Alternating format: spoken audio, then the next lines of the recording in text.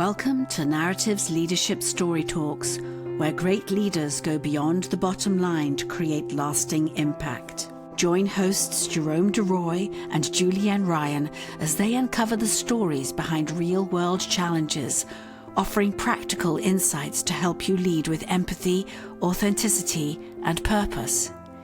Each episode dives into how leaders use storytelling to build trust, foster connection, and inspire action. Whether you're navigating workplace dynamics, driving change, or building high-performing teams. If we know that we want to solve a social issue, then we need to have representative of the community in which that social issue is taking part. The same way that if we want to understand branding, we need to have an understanding of all the stakeholders who are involved in that situation, whether they be frontline employees, board members, it doesn't matter, right? And so in those situations, we bring people together with intention, where we say, we understand your streams don't cross naturally, and we're not saying that they should, because this is life and this is how things work.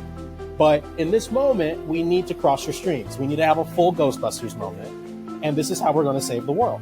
And what comes out of that is usually something that transcends generational boundaries.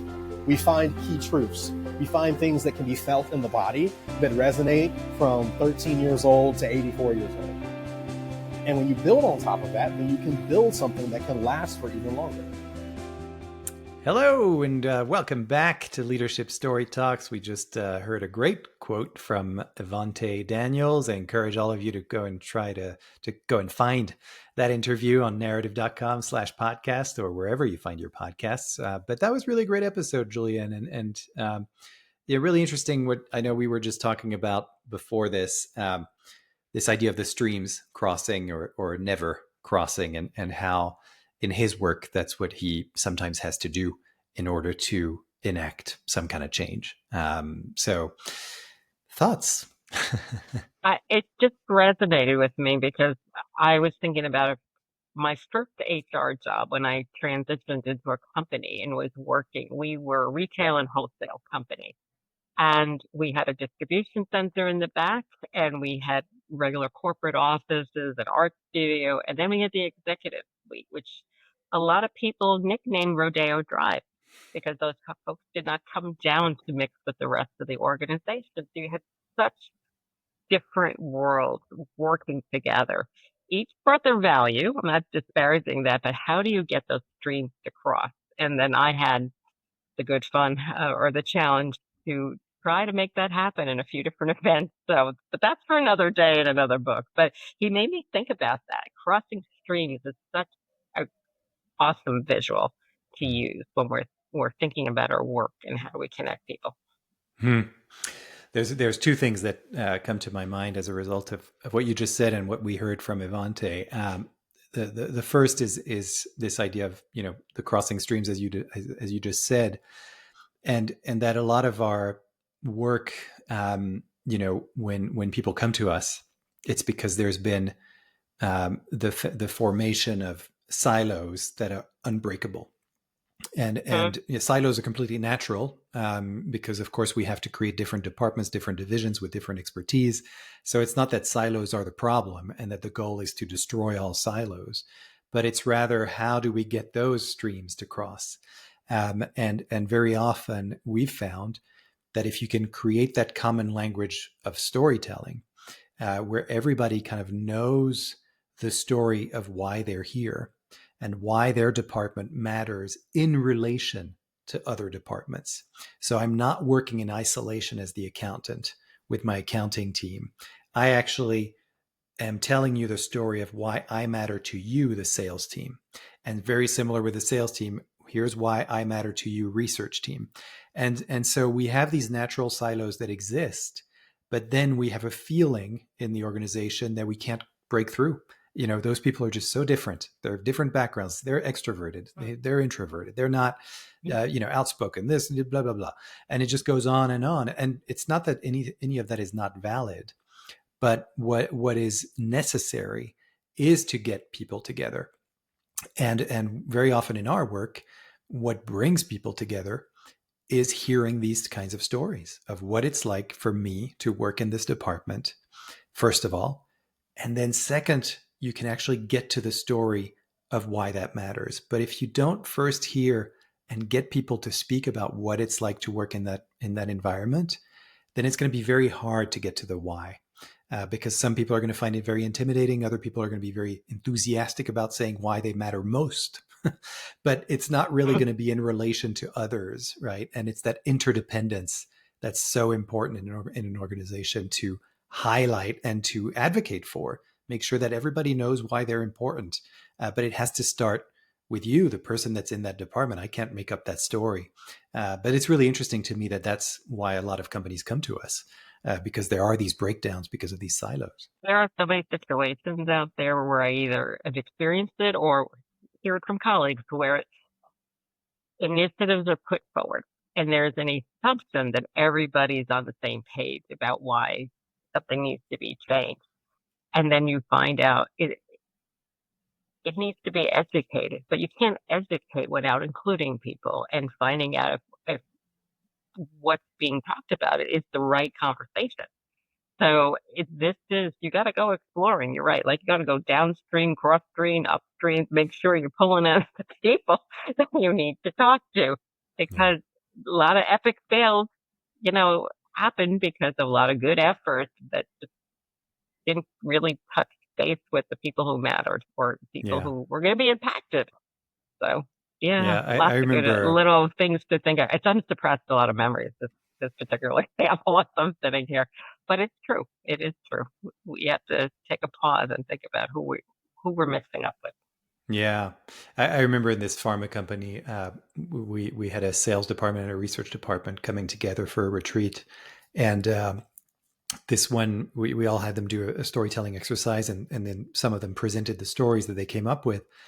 And this woman who was from the research department told this very moving story about how her father, she grew up in China, and her father was a doctor in a rural area of China. And so he would get on his bicycle and make house visits everywhere. And everybody knew him. And he saved some people's lives. And, thanks to him, people were in better health, etc. And then she talked about how gradually his memories started to go, and then he was diagnosed with dementia and eventually Alzheimer's and died because of that disease. And that was the reason she dedicated her life to researching that particular disease, and that's why she was working in that organization. And then we asked, the people from the sales team what they got from that story, and so many of them were so moved and said, we look at this research team and we look at them with expectation. We need their research, but we need their research in such a way that it helps us to sell. And so a lot of times we get frustrated because it's like, we've got reams of research, but what am I going to do with that? I've got 5 minutes with a healthcare provider. I can't make sense of all of this. Please make it make sense. And so we get frustrated, but then we hear this story. And now it's like suddenly that researcher is a human being with that particular story behind her. And it was so eloquently told and to the point that we're like, okay, we can actually have a conversation with these people in the research team because we also, as salespeople, we heard the same kinds of stories of why it mattered to them. And so many, I'd say 95% of all the stories we heard in that group, everyone had some kind of health-related story that was very moving, either about themselves or about a family member or about a friend that caused them to go into this profession. And when everyone started to hear these kinds of stories and those were elevated, then we could move on to the second phase of, okay, now let's have a dialogue and discuss how we can work better with each other now that we understand each other better. So to me, that's an example of, taking these streams and making that very actionable so that you're not just, again, putting people into a room and saying, okay, work it out, but you're giving them some kind of guideline. You're giving them, that prompt of, why does it matter to you to be here? Why are you here? And then you go from there and you start to build these bridges and you start to develop this language that's universal to everyone. And now we understand it. And that's, to me, is how you build culture. eventually. You just take these steps, but that first step of asking the question, why are you here? Why does this matter to you? Is really fundamental. I'm sitting here listening as your colleague, but also as a consumer. And if I was in that room with the storytellers, I would have much more respect for the product, because now I see it's purpose-driven work. And that would compel me to really pay attention to what they're producing and why. And knowing that there's a whole group of incredible stories fueling the work and with the reasoning behind it. So yeah, it makes a difference. It makes a big difference. Mm-hmm. Yeah. I'll always remember one of the people we worked with also said, we're not, and this is not to disparage anyone in retail, obviously, but that's what the person said was, we're not selling T-shirts here. We're doing something else, and it's important to remind ourselves of that. And I would venture to say that, those that are selling T-shirts in retail, it's the same thing. There's always a connection with something that truly matters. And that's always emotional. That always moves people. And I think that's where the gold is. And, you want to dig for that. So yeah, thanks to Evante for surfacing that. I thought it was a great interview. And again, really encourage people to go to narrative.com/podcast and check out that particular interview in its entirety. But for now, I really encourage everyone to think of these kinds of prompts and, why does what you do matter to you? And what were the moments where you started to see, okay, yeah, this is why I do what I do, and think of those specific moments and see if you can tell that story. And obviously, if you need some help, let us know, because we'll help you. That's right. But there were so many good moments, and we had some challenges picking which one was going to be our favorite for this one, for our purpose. So go back and you can have a listen, as they say. Yep, absolutely. Well, thanks for now. Thanks for listening, everyone. Thank you, Julienne, for being my wonderful co-host again and helping me debrief this one. Very rich episode. So yeah, if you want to learn more and get more episodes, you can go to narrative.com/podcast. You can also find a lot more resources about storytelling. We are always happy to listen to you, so don't hesitate to get in touch with us with any of your thoughts, comments, reflections, and anywhere you might need some support. We're here to listen and really want to hear from you. So thanks so much again, and we will see you next time. For more information on the narrative listening and storytelling method and how it can help your business, go to narrative.com.